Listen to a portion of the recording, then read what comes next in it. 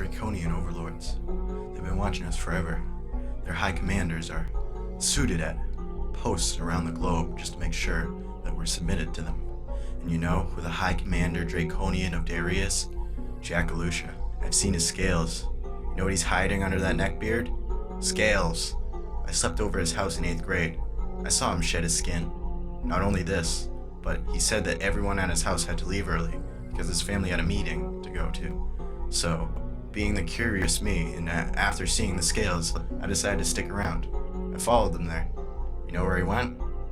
He went to the Derry Masonic Temple, the one next to the Derry Public Library. I followed him inside, and I saw him shed his human skin and reveal his slimy lizard skin. And seated in front of him was a council, a massive assembly of High Council Draconians and sentient androids and a few elder gods, and he spoke to them. That is how I figured out that GALUSHA was a Draconian High Council commander. They talked about how they finally convinced us that the Earth was spherical, how it's not even possible to go to the moon, and how the Earth was the center of the universe. They told us that the Earth wasn't the center of the universe. They told us that the Earth was round. They told us that it is possible to go to the moon. 1122334455, but it's not. These are all petty lies taught to us by the hands of Jack Lizard GALUSHA. The Earth is the center of a galactic war for power because it is, quite literally, the center of the universe. Underneath the Earth's crust is iron and nickel, which the Draconians feed on and what their warships are powered on. This is all because Earth was the spot of creation of the universe. Everything around us is nothing compared to Earth. The Draconian home planet is a weak offshoot of Earth, at best. Everything in our universe orbits around us, and that is why they came here. All the oil fracking and hydraulic mining, all the northern passes and interstate highways, you know what they really are? Iron and nickel mining to feed the Draconian war machine. And you know how they're getting away with this on a mass scale?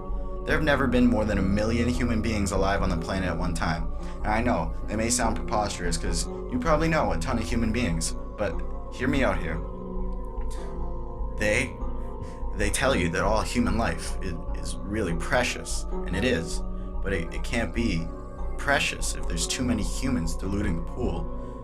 See, only a small portion of humans, like 1 million at max, are actually humans. The rest are either holograms or androids. They're designed by the Draconians to keep us happy and content with our lives, thinking that we have friends, but we really don't. They're just controlling us and telling us to conform to the societies that they created. It's really messed up. I mean, the Draconians want you to think that you're an insignificant singular being, part of an innumerable collective, except you're not. By conforming to that rule, you're just another pawn in the grand culling of the human race at the hands of the Draconians. You're just sitting there and taking it. Now, listen to this. You're a unique individual. You can stand up. You can rise up against them. But you know why you don't want to? Because you're a scaredy cat. You're weak of the big lizards. Huh? Anytime that the human race as a whole reaches the limit of 1 million, the Draconians step in to bring it down. Hence, the Black Plague, the World Wars, and the Crusades. 112233, 11122233, 112233. We cannot just lie down and take the oppression from these false overlords. We must have a human president who will sway the tides back to the rightful chosen people of Earth. Vote Nick PLANTE for class of 2017 president next year and be freed from the bondage of those foul lizards. Mom! I told you not to interrupt my knowledge sessions!